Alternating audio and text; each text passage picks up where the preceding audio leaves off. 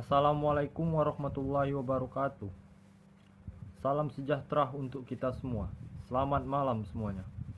Saya di sini yang bernama Gaza Raihan, NPM D1A019068 dari Prodi Kesejahteraan Sosial, Fakultas Ilmu Sosial dan Ilmu Politik dari kelas B.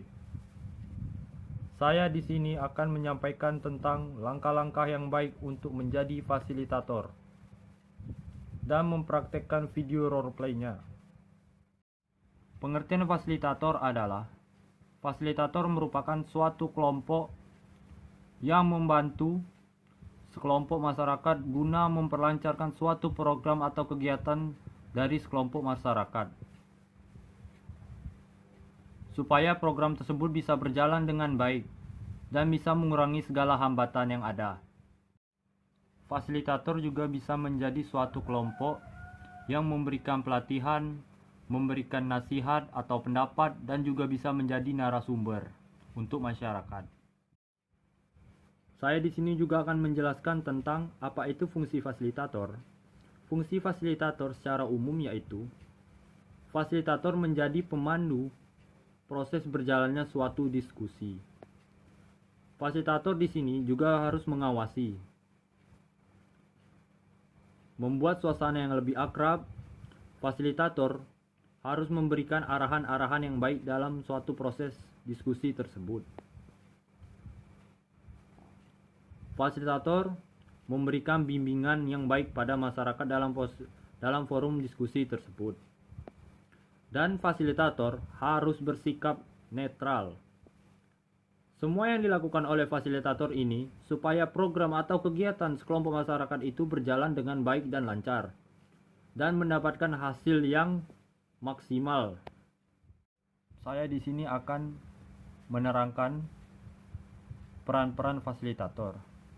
Yang pertama adalah merencanakan suatu diskusi.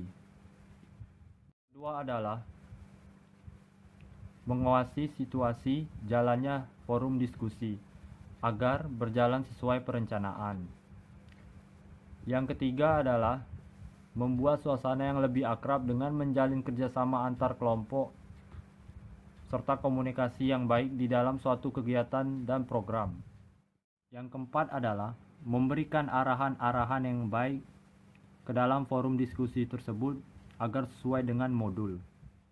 Yang kelima adalah fasilitator membuat forum diskusi dan bimbingan kepada antar kelompok agar dalam suatu kelompok tersebut mendapatkan feedbacknya supaya diskusi tersebut dikatakan hidup. Yang keenam adalah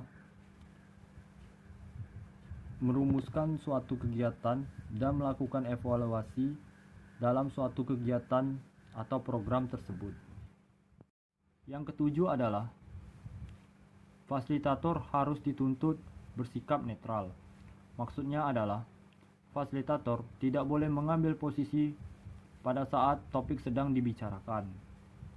Dan fasilitator tidak boleh juga mengambil keuntungan pada saat jalannya diskusi.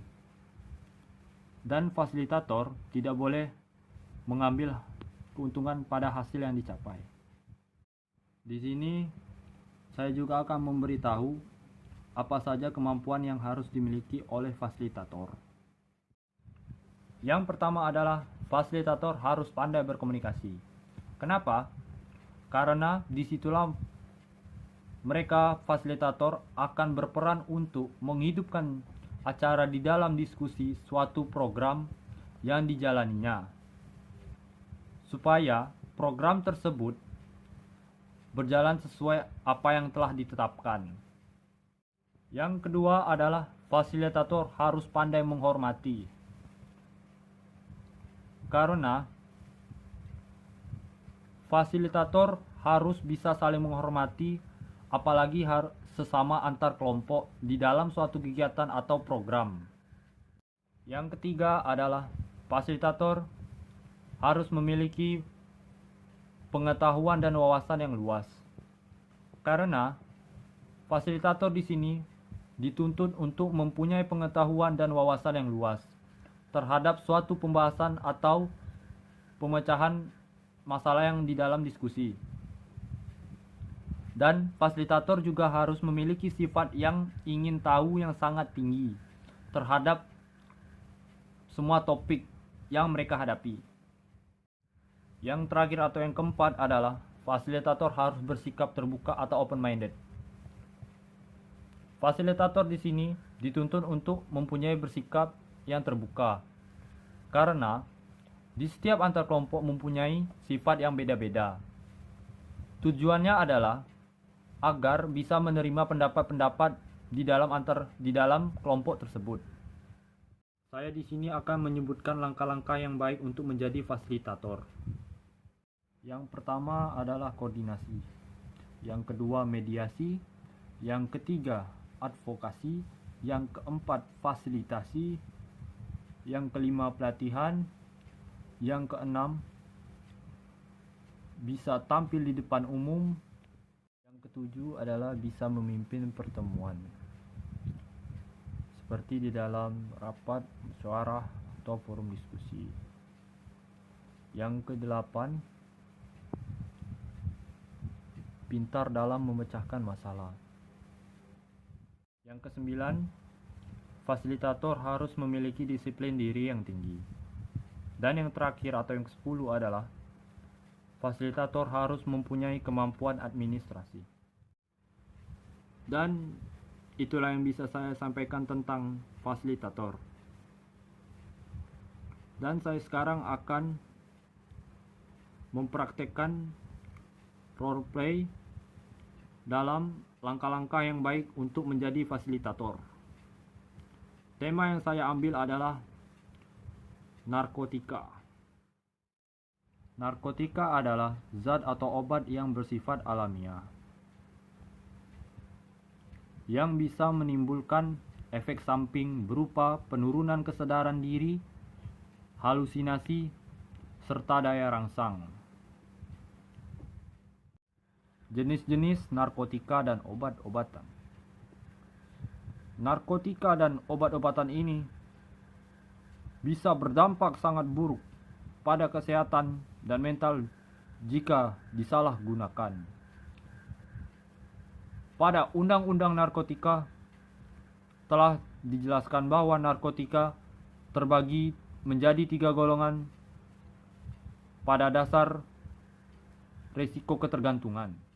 Yang pertama adalah narkotika golongan 1. Yang termasuk dalam narkotika golongan 1 adalah ganja, opium, dan tanaman kokain. 3 benda ini sangat berdampak buruk bagi kesehatan dan memiliki efek samping kecanduan. Yang kedua adalah narkotika golongan 2. Yang termasuk dalam narkotika golongan 2 adalah morfin, avaprodina, dan lain-lain. Narkotika golongan 2 ini masih bisa dibilang berpotensi sangat tinggi dalam ketergantungan pada seseorang yang memakainya.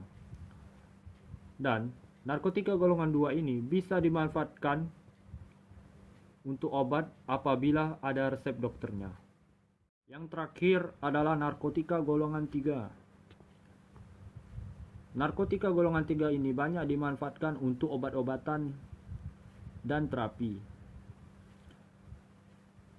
Narkotika golongan 3 ini mempunyai efek samping atau resiko yang paling ringan.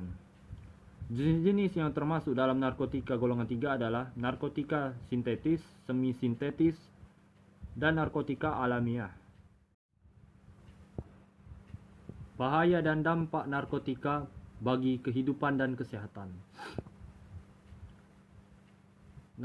Narkotika sekarang sudah sangat merajalela di dunia. Apalagi sangat mudahnya untuk mendapatkan barang-barang yang tidak sehat ini. Ada beberapa bahaya narkotika bagi dampak hidup dan kesehatan. Yang pertama adalah dehidrasi. Yang kedua, halusinasi. Yang ketiga, menurunnya tingkat kesadaran diri.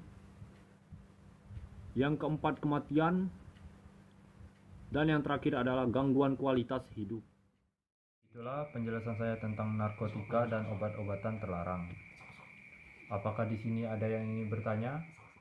Bertanya, nama saya Jeze. Berapa lama narkotika jenis sabu bertahan di dalam tubuh? Saya akan menjawab pertanyaan dari saudara JJ. Berapa lama narkotika jenis sabu bisa bertahan di dalam tubuh?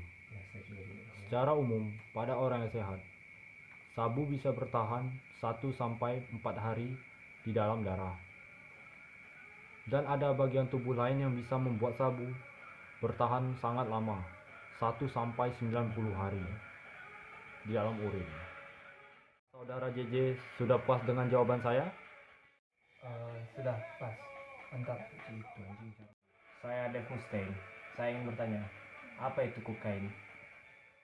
Saya akan menjawab pertanyaan dari saudara Dev Mustaine. Apakah itu kokain? Kokain adalah stimulan kuat yang dapat mempengaruhi fungsi otak.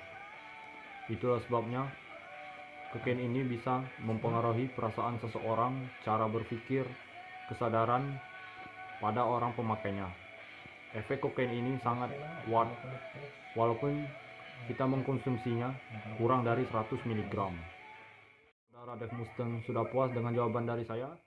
Ya, terima kasih atas jawabannya. Sudah sangat dimengerti.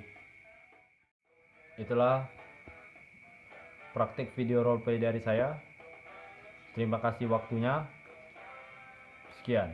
Wassalamualaikum warahmatullahi wabarakatuh.